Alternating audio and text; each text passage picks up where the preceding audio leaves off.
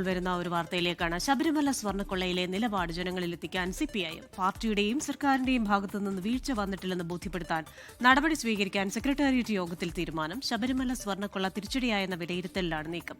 വിവരങ്ങളുമായി ആർ ശ്രീജിത്ത് തിരുവനന്തപുരത്ത് നിന്ന് ചേരുന്നു. ശ്രീജിത്തെ, ഗുഡ് ആഫ്റ്റർനൂൺ. ഇപ്പോൾ ഈ ശബരിമല സ്വർണ്ണക്കൊള്ള സാധാരണക്കാരിലേക്ക് വരെ എത്തിയതിന് കാരണമെന്നൊക്കെ കരുതുന്ന ചില പാരഡി ഗാനങ്ങളൊക്കെ ഇപ്പോൾ പ്രചരിച്ചുകൊണ്ടിരിക്കുന്നു. അത് തന്നെ കോൺഗ്രസ് രാജ്യവ്യാപക പ്രചാരണത്തിന്റെ ഒരു ആയുധമായി ഉപയോഗിക്കുന്നു. കേരളത്തിൽ മാത്രമല്ല, ലോകത്തിന്റെ വിവിധ ഭാഗങ്ങളിൽ നിന്ന് ഈ പാട്ട് പലയിടങ്ങളിലെയും ആൾക്കാരിലേക്ക് എത്തുന്നു. അപ്പോൾ അത് ഈ സ്വർണ്ണക്കൊള്ള എന്ന് പറയുന്നത് സാധാരണ ജനങ്ങളിലേക്ക് വരെ എത്തിയിരിക്കുന്നു. അത് തെരഞ്ഞെടുപ്പിലൊരു തിരിച്ചടിയായി. ഇനി ഏത് രീതിയിലായിരിക്കാം CPIM-ന്റെ ഒരു പ്രതിരോധം? കാരണം CPIM മുതിർന്ന നേതാക്കൾ വരെ ഈ വിഷയത്തിൽ അതിൽ സ്വാധീനമൊന്നുമില്ലാതെ അകത്തായി എന്ന ഒരു വാദത്തിലായിരുന്നല്ലോ സർക്കാർ.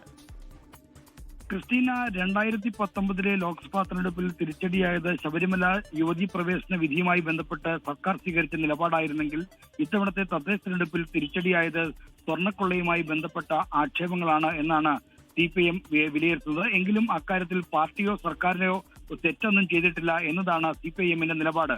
എങ്കിലും ഇക്കാര്യത്തിൽ സർക്കാരും പാർട്ടിയും സ്വീകരിച്ച നിലപാട് എന്താണെന്ന കാര്യം ജനങ്ങളെ അറിയിക്കേണ്ടതുണ്ട്. അതുമായി ബന്ധപ്പെട്ട് ഇപ്പോൾ ജനങ്ങൾക്കിടയിൽ ആശയക്കുഴപ്പം നിലനിൽക്കുന്നു. അത് ഇടതുപക്ഷത്തെ സ്നേഹിക്കുന്നവരും ഇടതുപക്ഷത്തിന്റെ അണികൾ പോലും അത്തരം ആശയക്കുഴപ്പമുണ്ട്. അതുകൊണ്ട് തന്നെ അതിനെ മറികടക്കാനുള്ള നടപടികളാണ് CPIM ആലോചിക്കുന്നത്. നേരത്തെ 2019 യുവതീ പ്രവേശനവുമായി ബന്ധപ്പെട്ട വിഷയങ്ങളിലെ ഇത്തരത്തിലുള്ള പ്രശ്നങ്ങൾ പരിഹരിക്കാൻ വീട് കയറിയുള്ള പ്രചരണമാണ് അന്ന് സംസ്ഥാന സെക്രട്ടറി ആയിരുന്ന കോടിയേരി ബാലകൃഷ്ണൻ ആസൂത്രണം ചെയ്തതെങ്കിൽ ഇത്തവണത്തെ സംസ്ഥാന സെക്രട്ടേറിയറ്റ് എന്ത് നടപടിയാണ് അക്കാര്യത്തിൽ എടുക്കുന്ന കാര്യം ഇനി അറിയാനിരിക്കുന്നേ ഉള്ളൂ. എന്തായാലും ജനങ്ങളെ പാർട്ടിയുടെ ഭാഗത്ത് പാർട്ടി ഈ തെറ്റിന് കൂട്ടുനിന്നിട്ടില്ല, കുറ്റക്കാരെ സംരക്ഷിച്ചിട്ടില്ല, സർക്കാരിന്റെ ഭാഗത്തുനിന്നും ഇത്തരത്തിൽ വീഴ്ചകളില്ല എന്ന് പ്രചരിപ്പിക്കുന്ന നടപടികളിലേക്ക് നീങ്ങാനാണ് ആലോചന. എങ്കിലും സർക്കാരിന്റെ ഭാഗമായിരുന്ന ദേവസ്വം ബോർഡും മന്ത്രിമാരും അടക്കം ആക്ഷേപത്തിന്റെ പരിധിയിൽ നിൽക്കുന്ന സാഹചര്യത്തിൽ ഈ ഇടപെടൽ എത്രത്തോളം ഫലം ചെയ്യുമെന്ന് കണ്ടു തന്നെ അറിയണം.